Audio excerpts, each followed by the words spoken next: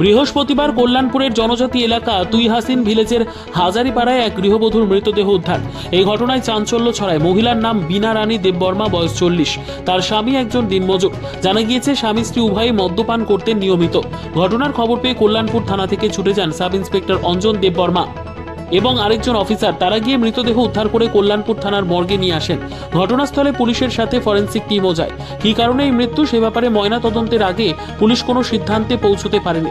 তবে একটি মামলা গ্রহণ করে ঘটনার তদন্ত করছে পুলিশ। সময় আমাদের কাছে একটা ইনফরমেশন আছে যে তুইহাসিং বাড়ি হাজারিপাড়াতে একটা মহিলা মারা গেছে। তো অ্যাকর্ডিংলি আমি প্লাস আমার থানার স্টাফ অ্যাকর্ডিংলি আমরা যাই। তো গিয়ে সেখানে ডেড বডি রিকভার করি। তারপর ডেড বডিটা আমরা ময়নাতদন্তের জন্য কল্যাণপুর হাসপাতাল মর্গে নিয়ে আসি। এখন বর্তমানে ময়নাতদন্ত চলবে, মানে শুরু হবে আর কি।